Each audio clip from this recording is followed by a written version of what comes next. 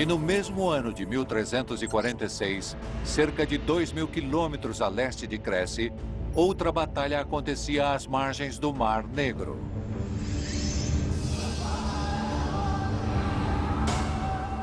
Um exército mongol estava sitiando a cidade portuária de Caffa, um entreposto comercial da Rota da Seda pertencente à cidade italiana de Gênova.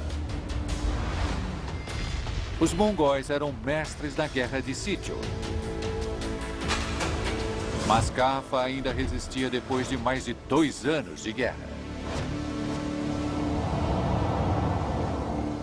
De repente, o exército mongol foi dizimado. Não pelos defensores de Caffa, mas por uma doença desconhecida.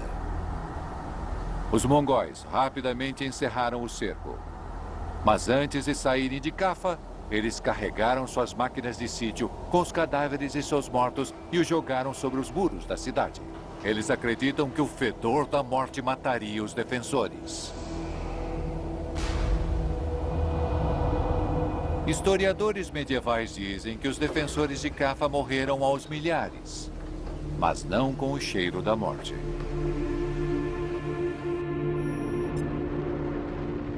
Um ano depois, em 1347, a mesma doença que matou os mongóis em Caffa estava matando pessoas em Constantinopla. Em 1348, a doença matava pessoas por toda a Europa Ocidental. Em 1350, a doença matava pessoas na distante região da Groenlândia. E os europeus aterrorizados deram um nome à doença: Peste Negra. Em pouco menos de uma década, de 1347 a 1356, a peste negra matou pelo menos 25 milhões de europeus, 1/3 da população da Europa. Hoje, a maioria dos estudiosos acredita que a peste negra foi um surto da peste bubônica, transmitida aos humanos por pulgas infectadas que viviam nos ratos. Acreditamos que ela tenha se espalhado pela Eurásia, pegando carona com exércitos, navios e caravanas ao longo das rotas comerciais que já eram antigas na época da peste negra. Viajantes micro-orgânicos de todos os tipos se moveram pela Eurásia por milhares de anos. Uma biomigração que teve um impacto tão grande na história quanto as mais famosas trocas de novas tecnologias e produtos de luxo. E como mostra uma recente descoberta, minúsculos seres que se moveram ao longo da Rota da Seda originaram vida e também morte. Estávamos reunindo alguns métodos novos de pesquisa sobre agricultura antiga. E para isso, precisávamos fazer um levantamento de todas as descobertas de colheitas antigas da Europa. Quando você vê o mapa da Europa inteira, é possível identificar pequenas e poucas safras chinesas, bem no início da Europa. Este início foi por volta do ano 2000 a.C., quando um grão chinês chamado Prosopainço, o painço, surgiu nos registros arqueológicos do leste europeu. A colheita em si vai se deteriorar ou será ingerida, mas infelizmente, se for cozida e queimar, ela vai se transformar em carbono e vai ficar por muito tempo no registro arqueológico. Na Mongólia Interior, no norte da China, arqueólogos estudam as origens do painço, um dos grãos mais antigos do mundo. O que vemos agora é um campo de painço com pouco mais de 6 hectares. O cultivo de painço neste local remete a 8.000 anos atrás. É a área mais antiga de cultivo de painço feita por humanos no mundo. Após o nascimento do painço neste lugar, ele foi levado do Oriente para o Ocidente e chegou à Europa. Ele pode ser considerado uma contribuição importante da nossa civilização oriental para a ocidental.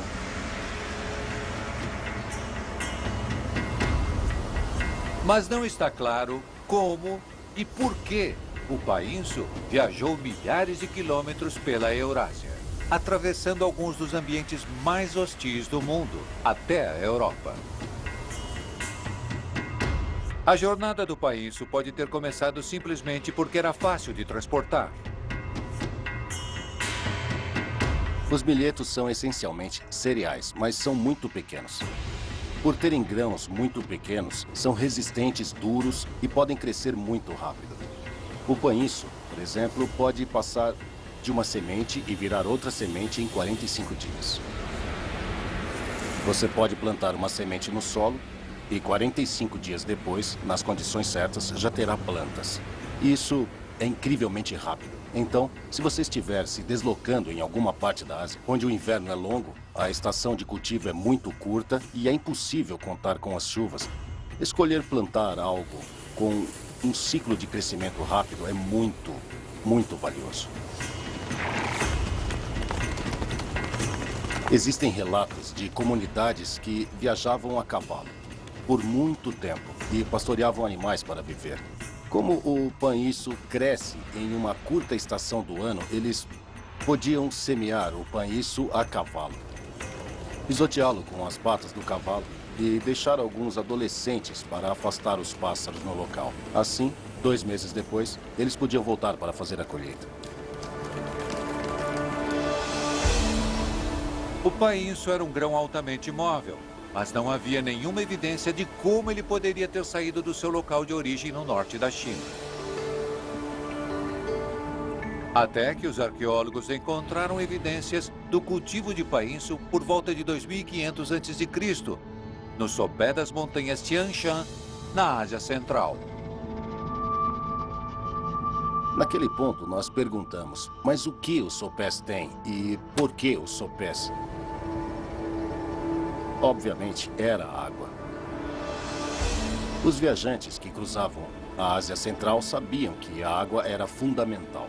E, dependendo do local na Ásia, o clima podia ser muito seco, mas subindo os sopés, eles claramente encontrariam riachos descendo as montanhas e água. Os arqueólogos descobriram que por volta de 1000 a.C., os agricultores de painço deixaram os sopés de Tian Shan e seu confiável abastecimento de água e começaram a seguir para ambientes muito mais hostis. Passamos a ver que os agricultores eram muito confiantes, porque eles sabiam dos locais onde a água era um fato seguro e seguiam para áreas onde era necessário entender mais sobre a água, sobre a paisagem e a geografia, tanto na estepe ao norte quanto no deserto ao sul. As migrações locais de painço podem ser a ligação dele com o mundo. Os fazendeiros em busca de água podem ter se estabelecido perto das rotas comerciais. E os viajantes que vinham escolheriam rotas próximas a fontes confiáveis de comida e água.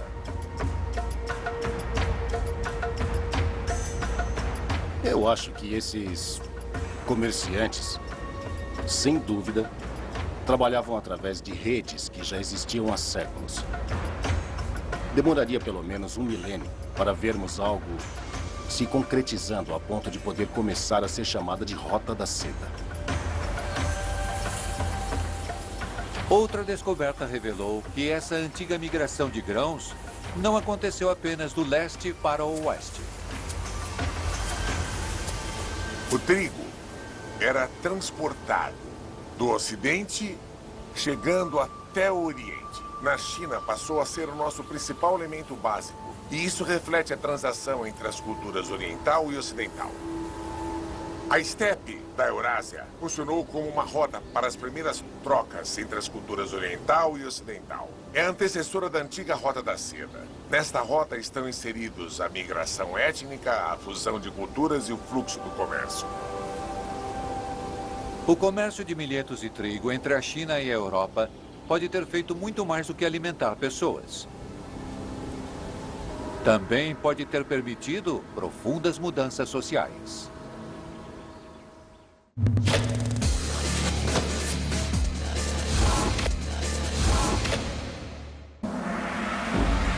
As sementes germinam em uma época do ano e a colheita é feita em uma outra época. E isso está embutido na biologia delas.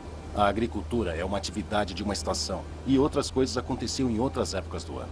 Durante o segundo milênio antes de Cristo, várias sociedades faziam uma coisa radicalmente diferente. Elas tinham mais de uma temporada em um único ano. Culturas de milhetos são muito difíceis nesse sentido, porque se você for um fazendeiro ocidental com campos de trigo e cevada que atingem a maturidade durante o verão, você começa a pensar que com o mesmo terreno é possível aumentar a produção.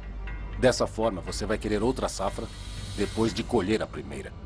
Mas era impossível cultivar de novo uma safra de grãos grandes de trigo e cevada que exige uma longa temporada. Você vai precisar de algo mais rápido, como o panisco, que você pode plantar e ainda colher outra safra na mesma temporada antes do inverno chegar.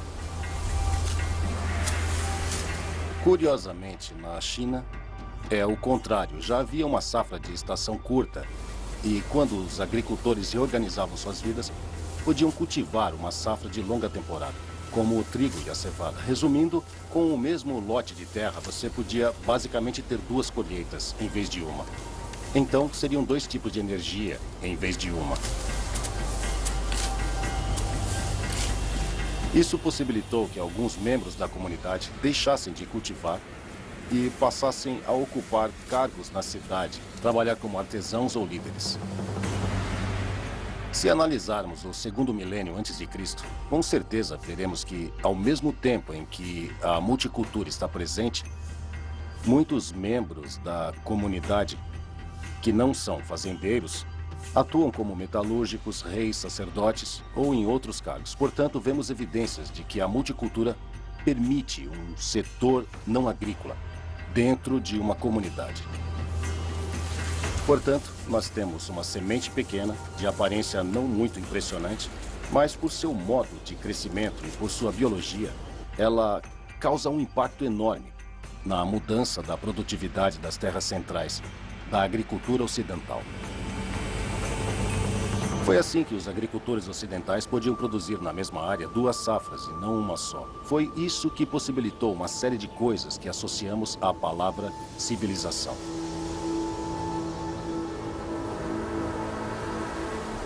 Encontrar o milheto chinês na Europa e o trigo e a cevada da Europa na China sugere que muito antes da Rota da Seda, o Oriente e o Ocidente apresentavam novos alimentos um ao outro. E que o movimento das safras pode ter ajudado a criar as primeiras rotas de comércio entre o Ocidente e o Oriente. Nos desertos do extremo oeste da China, os arqueólogos descobriram outra maneira dos organismos vivos terem viajado pela Rota da Seda. Esta era uma parada em Xuanjiangji, um sítio arqueológico perto da cidade de Danhuan, um importante ponto de parada na Rota da Seda. Há 2000 anos, durante a dinastia Han, Xuanjiangji era um lugar muito agitado e cosmopolita. De acordo com os registros feitos em bambu e tiras de madeira descobertas em Xuanjiangji, o local não funcionava apenas como ponto de parada, mas também como ponto que recebia caravanas e funcionários do governo.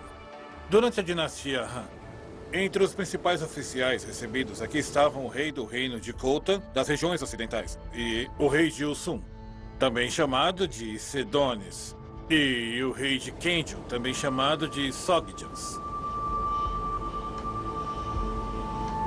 Acredita-se que foram recebidos por mais de 1000 convidados. Esse local vivia cheio de pessoas. Ele teria sido usado por comerciantes e para negócios do governo.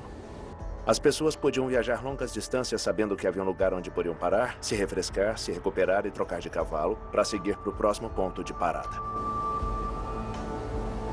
Um ponto maravilhoso sobre o posto comercial de Xuanjiangji é que ele está localizado em uma parte do país que hoje não tem construções. E, por ser um ambiente muito seco e muito frio no inverno, muita coisa ali acabou sendo muito bem preservada. Então, muitas coisas dentro desse ponto de comércio sobreviveram e não se decompuseram.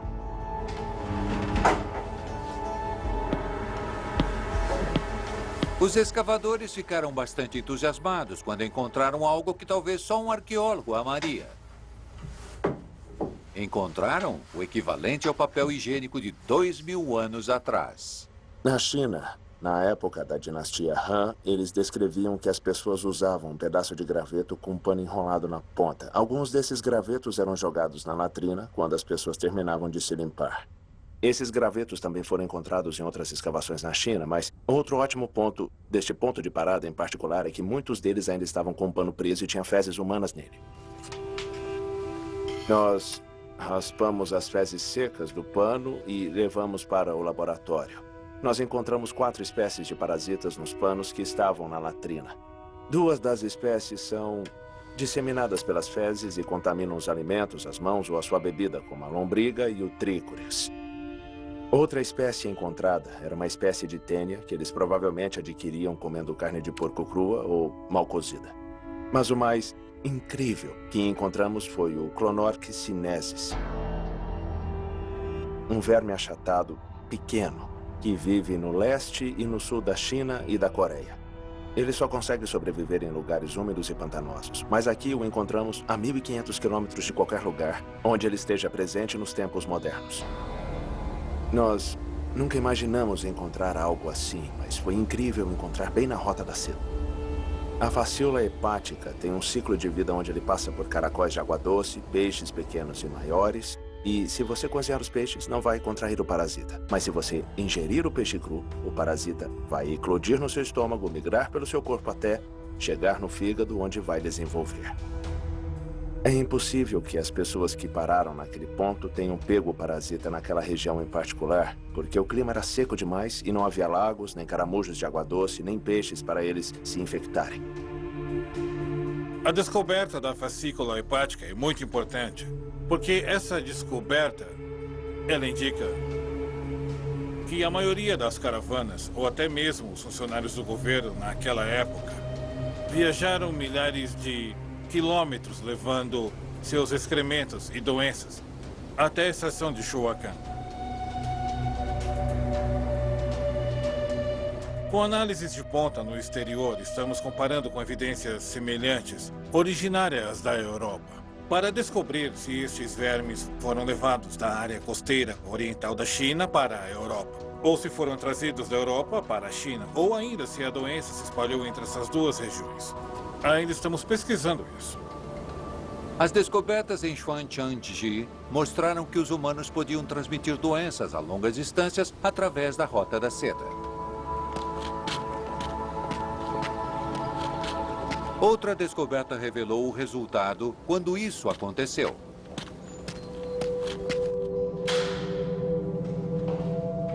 Em 2009, cientistas alemães começaram a investigar uma descoberta intrigante na cidade bávara de Aschheim. Há 20 anos foi encontrado um cemitério com mais de 400 indivíduos. Nós o datamos de um período entre os séculos 5 e 7. Realmente foi muito emocionante. Encontramos diversas sepulturas com corpos de mais de uma pessoa. Foram mais ou menos 20 sepulturas e nelas nós encontramos de 2 a 5 pessoas. Aschheim se parecia com qualquer outro cemitério que esperávamos encontrar, exceto pelos diversos corpos. Aquelas pessoas foram sepultadas juntas em um único túmulo e isso nos deixou muito curiosos. Começamos a nos perguntar por que exatamente essas pessoas haviam sido enterradas juntas em um único túmulo. O enterro em massa de Aschheim era um enigma arqueológico, mas havia uma pista crucial. Os corpos foram enterrados durante o século 6 depois de Cristo.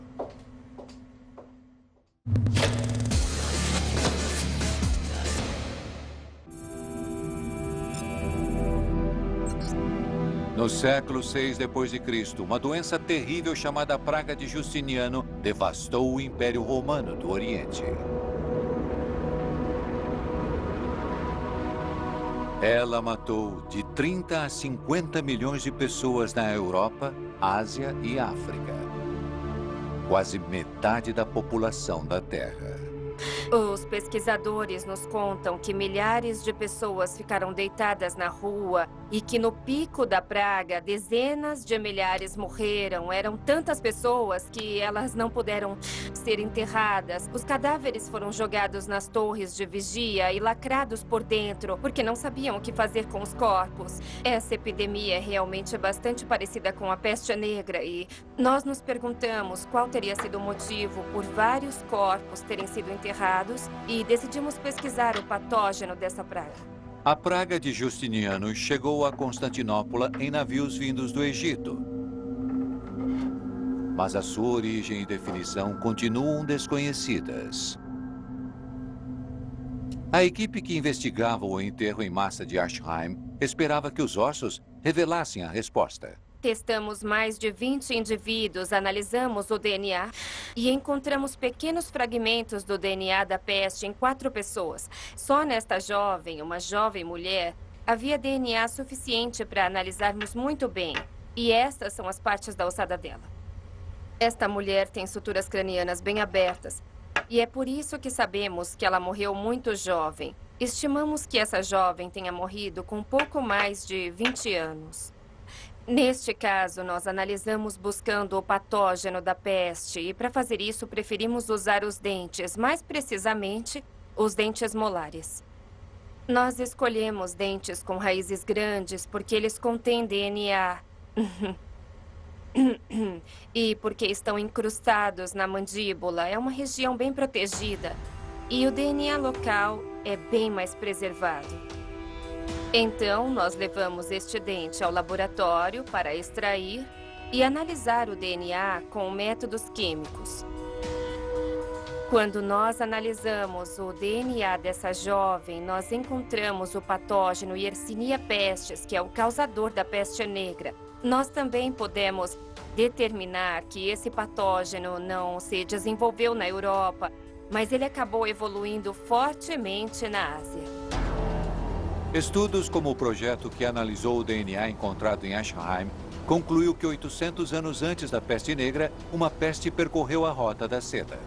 E que séculos depois, a peste negra seguiu o caminho dela.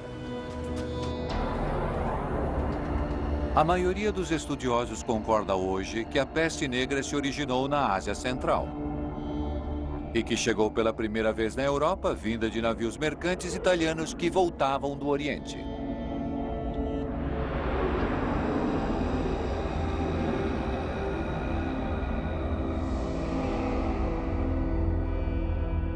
A peste negra matou com uma velocidade impressionante. As vítimas tinham apenas uma semana ou algumas horas de vida. Cidades e mosteiros inteiros foram destruídos e ninguém sabia o que fazer. Ela pode ter se espalhado por 8 km por dia, o que é muito mais rápido do que muitos dos surtos da peste bubônica moderna. Talvez pela velocidade com que as pessoas fugiram da doença, ela tinha se espalhado mais rápido do que o normal. Mas certamente foi um evento que causou um efeito dramático nos povos da Europa. Todos escreveram a respeito e ficaram aterrorizados.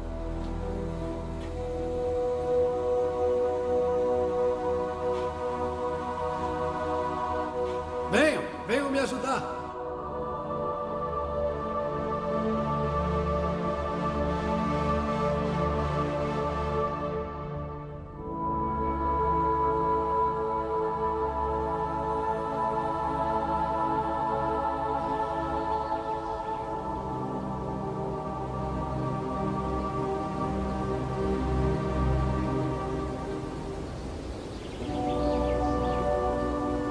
Eles tinham um certo conceito de contágio e acreditavam que a doença poderia ser transmitida de uma pessoa para outra, mas não sabiam como. Eles não faziam ideia do que eram bactérias e não sabiam nada sobre a disseminação de micro-organismos naquela fase. Eles não entendiam como uma doença se espalhava, mas sabiam que uma pessoa poderia ser capaz de infectar o resto da família. Foi assim que eles perceberam que alguma coisa estava acontecendo.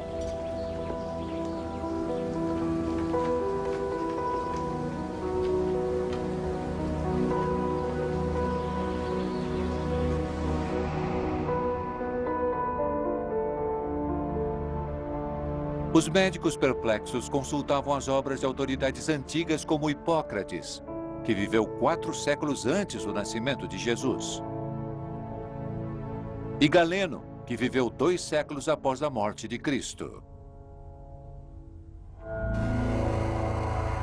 Hipócrates e Galeno acreditavam que uma doença era o resultado de um desequilíbrio entre os 4 humores: sangue, muco, bile amarela e bile negra. A teoria dizia que, se você tivesse seus 4 humores em equilíbrio, seu sangue, seu muco, sua bile negra e sua bile amarela, você estaria saudável. Se eles ficassem desequilibrados ou se você corrompesse um dos seus humores, então você ficaria doente. Os tratamentos que os médicos usavam eram amplamente baseados no entendimento deles da teoria humoral. Portanto, no início, eles tentaram os tratamentos normais modificando a dieta, sangrias, banhos e assim por diante. Mas eles não tiveram nenhum efeito. Eles acreditavam que vapores ruins saíam do solo e deixavam as pessoas doentes, afetavam seus humores. Eles também acreditavam que um vento forte do sul era algo muito ruim que deixava muita gente doente. Que era uma combinação dos alinhamentos dos planetas, porque eles acreditavam em astrologia e seus efeitos sobre o risco de doenças. Não havia nenhuma abordagem médica estruturada para lidar com aquilo, o que pegou todos desprevenidos. Ninguém sabia como lidar com a peste. Todos os médicos estavam impotentes.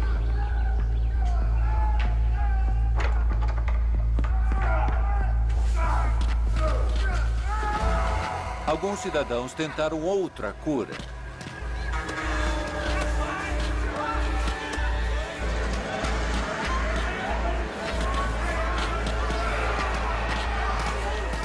Os judeus na Europa tiveram menos mortes por causa da peste.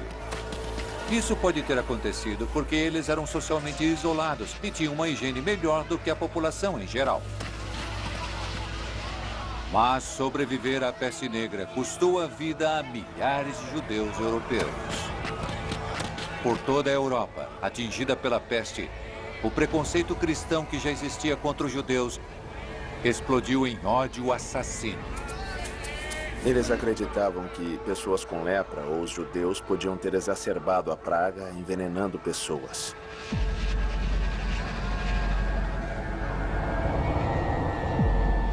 Aquele era um sinal de como as pessoas estavam em pânico e preocupadas, uma vez que cogitavam interpretações bizarras do motivo de todos estarem ficando doentes.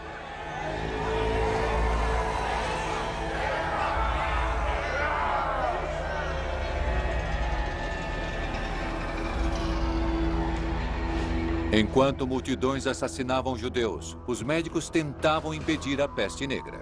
Quando as teorias tradicionais da doença fracassaram, eles recorreram ao estudo da própria doença.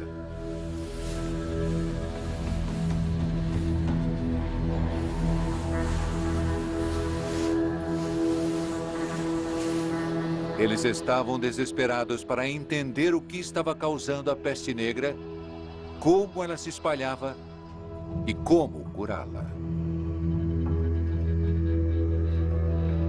Lentamente, eles encontraram respostas.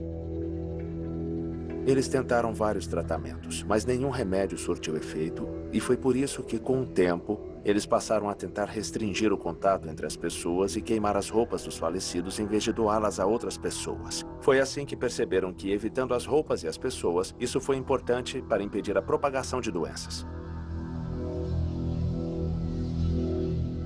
E assim tivemos a introdução do conceito de quarentena, onde as pessoas não podiam se deslocar de uma região para outra caso houvesse um surto de peste. Além disso, quando os marinheiros chegavam de navio em um porto, eles tinham que ficar numa área em quarentena por um determinado número de dias até que ficasse certo que eles não tinham a doença. Só depois eles podiam desembarcar e seguir para a cidade de fato.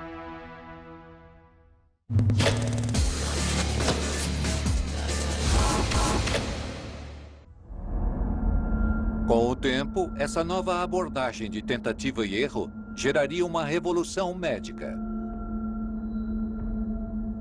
Quase 200 anos após a peste negra, o brilhante médico Andreas Vesalius publicou estudos meticulosos do corpo humano, que derrubaram teorias antigas e medievais e deram origem à anatomia moderna.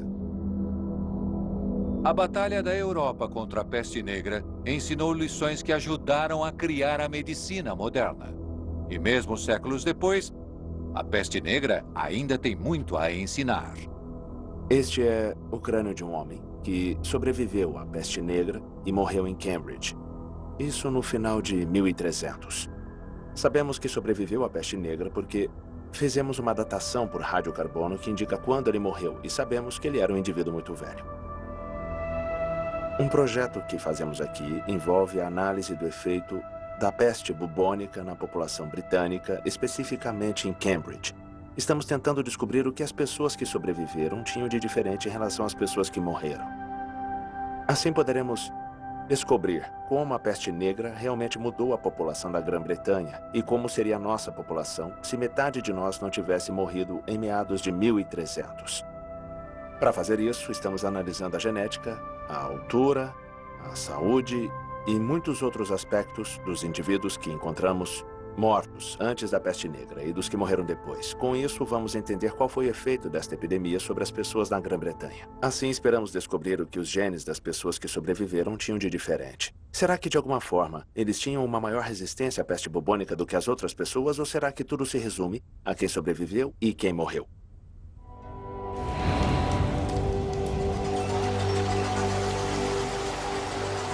Aqueles que sobreviveram levaram uma vida melhor, porque o maior horror de sua época deu lugar a uma nova era.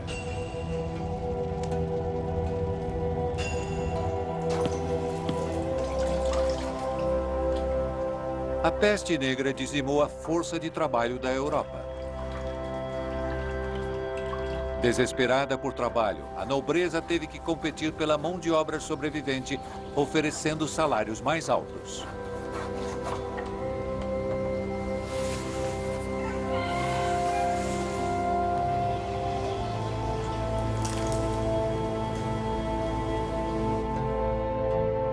Nos séculos seguintes, vemos um novo equilíbrio da população. Os pobres fazendeiros famintos que não tinham terra suficiente estavam numa posição diferente. Os fazendeiros ao redor deles morreram e sua renda podia aumentar porque eles podiam cultivar muito mais terras. Havia menos pobreza e menos fome entre os fazendeiros. As oportunidades aumentaram devido à escassez de mão de obra. Agora, as mulheres podiam ser escribas e ter outros empregos antes reservados apenas aos homens. Nascia a classe média europeia. O fato de termos menos pessoas capazes de fazer trabalho manual significa que o preço pelo trabalho delas havia aumentado e que elas teriam uma renda melhor.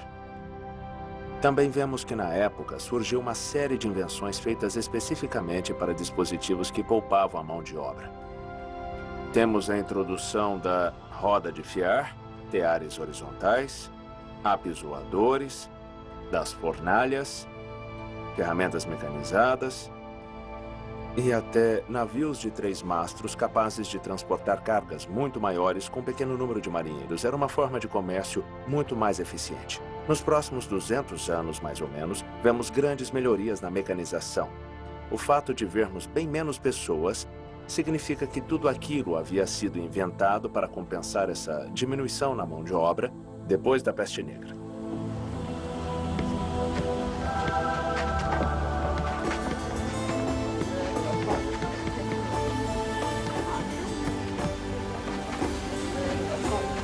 Os novos ricos europeus criaram um mercado maior para produtos exóticos importados.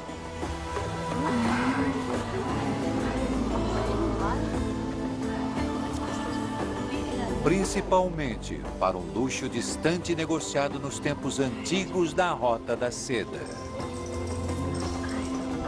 Temperos.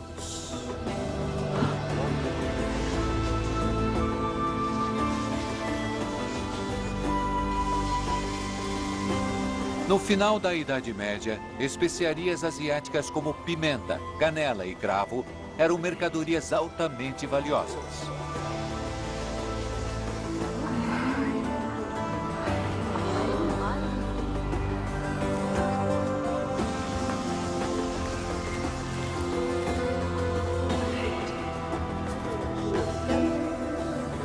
Em Londres, os bônus dos estivadores eram pagos com cravo da Índia da Indonésia. Em Veneza, as pessoas compravam casas com pimenta.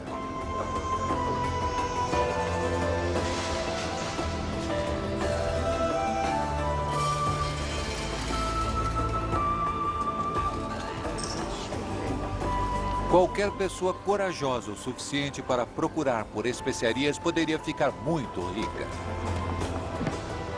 E o comércio de especiarias significava viajar pelas rotas comerciais entre o Oriente e o Ocidente.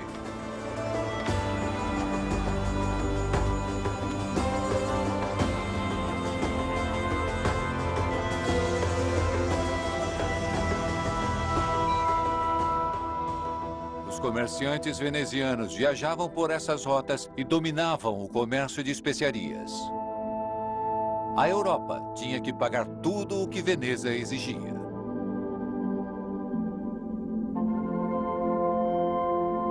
Veneza se transformou em uma cidade incrivelmente rica, enquanto o resto da Europa desmoronava e pagava.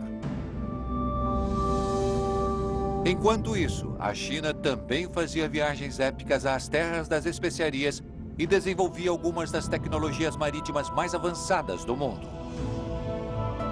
Durante os séculos 13 e 14, os visitantes estrangeiros na China ficavam maravilhados com o tamanho e a sofisticação dos navios chineses. Em 1345, o viajante marroquino Ibn Battuta escreveu sobre ter visto navios enormes que podiam transportar 1000 homens. Os únicos navios grandes o bastante para fazer a longa viagem da China à Índia.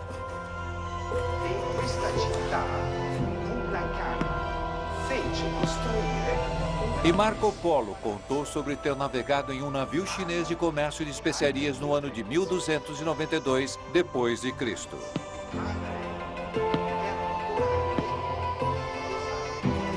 E isso o impressionou profundamente.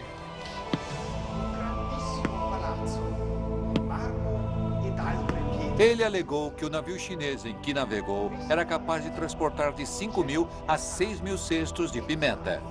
Uma carga muito maior do que os navios de especiarias de Veneza podiam transportar. E também que o seu navio era escoltado por navios menores que podiam transportar 1000 cestos de pimenta. Polo embarcou em sua jornada no porto chinês de Qingzhou, um lugar que ele descreveu como repleto por centenas de navios da China e de terras distantes.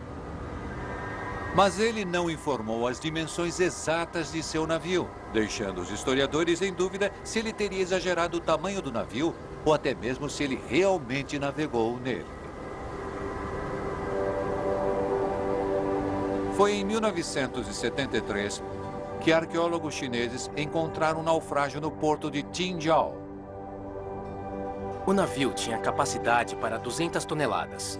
Mas este navio transportava mais de 400 toneladas. A coleção de relíquias escavadas revelou que o navio naufragado transportava muitas especiarias, mais de 2 toneladas em especiarias e outras coisas, como tabuleiros de xadrez chinês e outros produtos exóticos. Com base nisso, os arqueólogos concluíram que este navio estava voltando do Sudeste Asiático. O navio Qingzhou transportava madeiras raras de Java e do Camboja, o Líbano da Arábia e âmbar gris da Somália.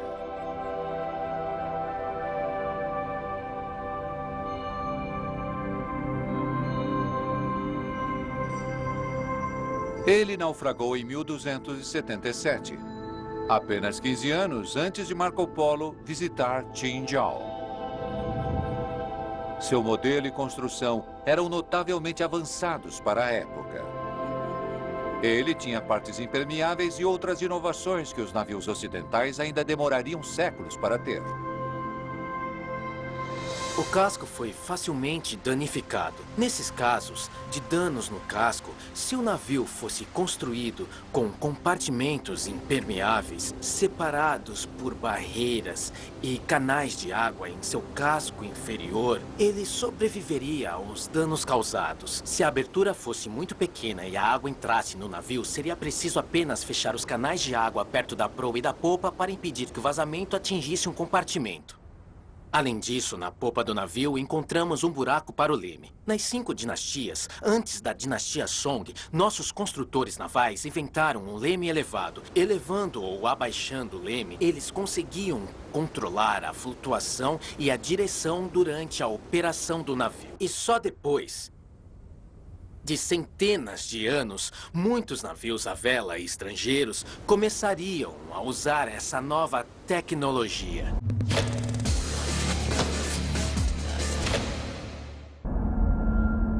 Com 35 metros de comprimento e 10 metros de largura, o navio Qinjiao pode ter sido uma das embarcações menores que escoltaram o navio maior de Marco Polo.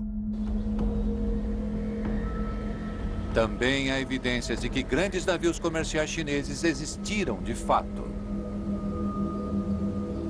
Este parque na cidade chinesa de Nanjing foi construído sobre os restos de um estaleiro do século XIV.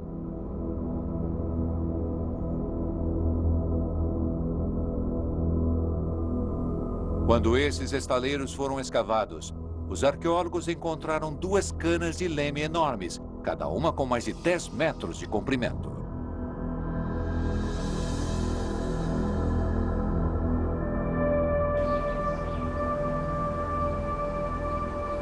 Registros chineses contam sobre navios do tesouro enormes que transportavam mercadorias em viagens épicas para terras distantes.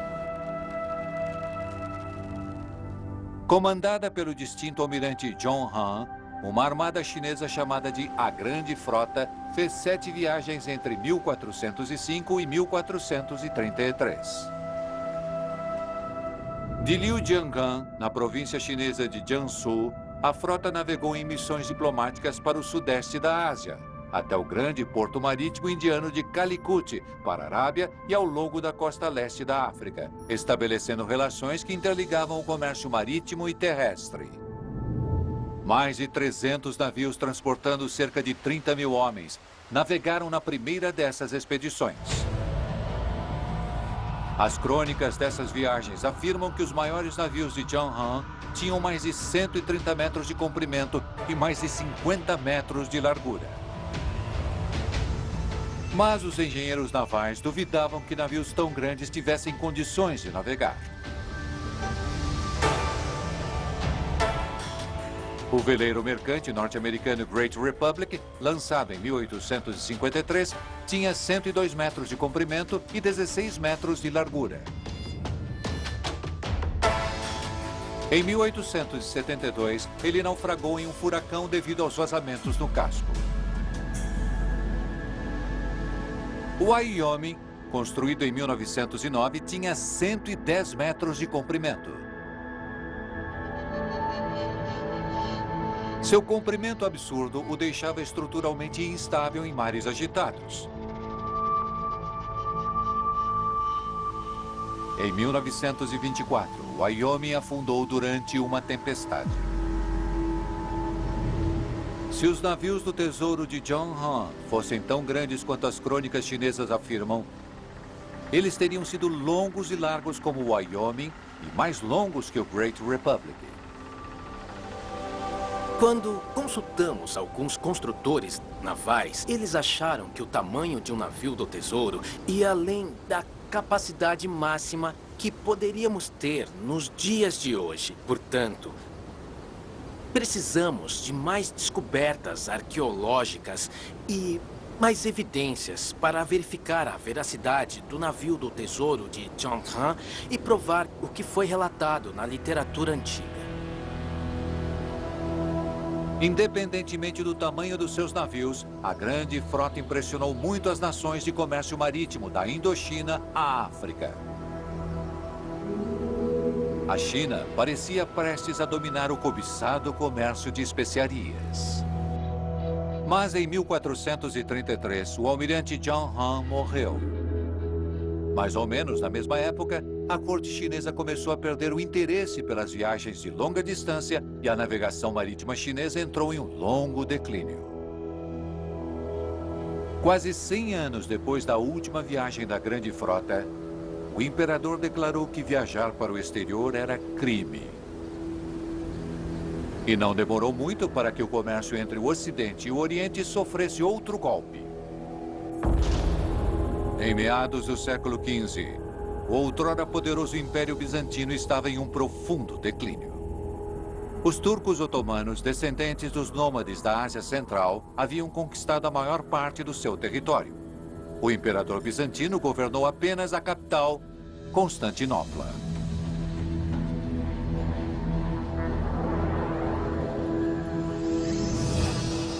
Na primavera de 1453, o sultão otomano Mehmed II sitiou Constantinopla.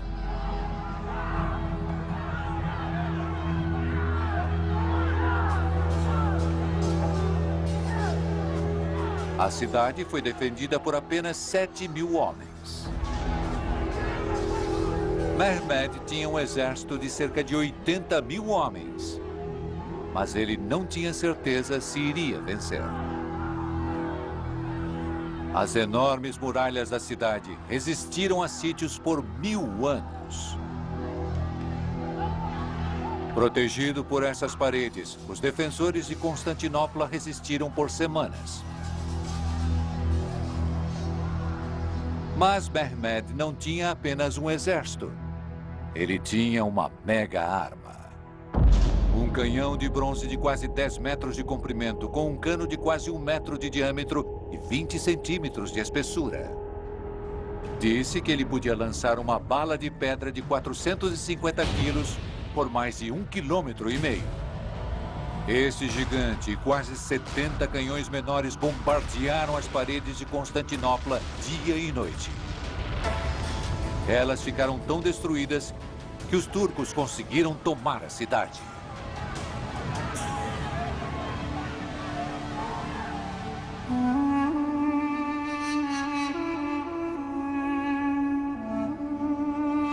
A queda de Constantinopla foi um golpe devastador para a Europa.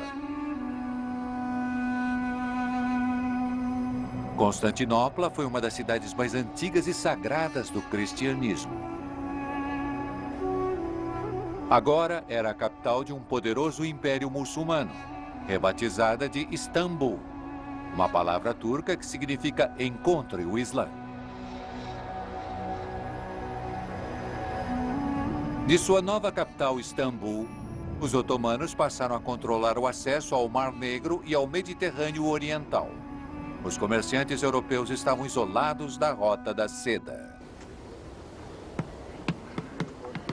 Por quase 100 anos, os europeus acumularam riquezas e ficaram cada vez mais ansiosos para comprar produtos de luxo da Ásia. A Europa precisava encontrar novas rotas para o Oriente. E 50 anos depois da queda de Constantinopla, isso aconteceria. Na Batalha de Crécy e no cerco de Constantinopla, uma antiga invenção chinesa, a pólvora, ajudou a transformar a Europa medieval.